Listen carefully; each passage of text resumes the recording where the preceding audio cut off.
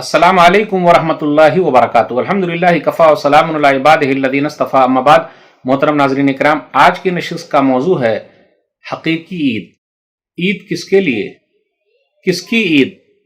دیکھ لیجئے، رمضان کا مہینہ ختم ہونے کے بعد عید کا دن جو ہمیں نصیب ہوا ہے، یہ اللہ کی توفیق سے ہے۔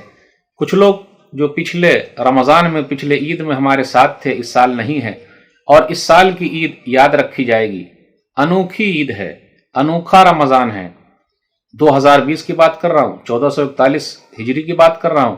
کورونا وائرس کی وجہ سے پوری دنیا متاثر ہے، 3 لاکھ سے زیادہ لوگ دنیا سے جا چکے ہیں۔ ہم اور آپ لاک ڈاؤن میں ہیں اور عید کی نماز گھر کے اندر ادا کر رہے ہیں۔ شاید ہی کبھی ہوا ہوگا کہ گھر کے اندر عید کی نماز ادا کی گئی ہوگی، رمضان کا مہینہ گزارا گیا ہوگا، شاید ہی، واللہ عالم بالصواب۔ لیکن عید کس کی ہے؟ یاد رکھیے گا، ہر ایک درد کی شدت چھپائی جائے گی، ہر ایک درد کی شدت چھپائی جائے گی۔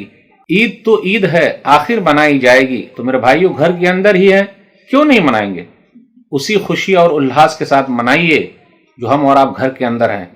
نہائیے، نئے کپڑے کا استعمال کیجئے، کھجور کھا لیجئے اور نماز پڑھیے، انشاءاللہ پورا ثواب ملے گا۔ تو مرجھانے کی بات کیا ہے؟ ہر ایک درد کی شدت چھپائی جائے گی، عید تو عید ہے، آخر منائی جائے گی۔ آج عید کس کی ہے؟ عید ان کی نہیں جنہوں نے بہترین لباس پہن لیا ہے، بلکہ عید تو ان کی ہے جو اللہ کی وعید اور پکڑ سے ڈر گئے ہیں۔ لیس العید لمن لبس الجدید، انما العید لمن خاف بالوعید۔ اس لیے میرے بھائیو، حقیقی عید کس کی ہے؟ جو اللہ کی پکڑ سے ڈر گیا۔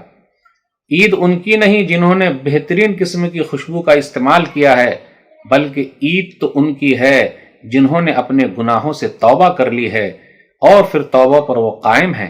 لیس العید لمن تبخر بالعود، انما العید لمن تاب ولا یعود۔ عید کن کی ہے؟ عید ان کی نہیں جنہوں نے عمدہ قسم کی ڈشیں بنائی، بہترین پکوان پکائے، بلکہ عید تو ان کی ہے جنہوں نے حتی الامکان نیک بننے کی کوشش کی۔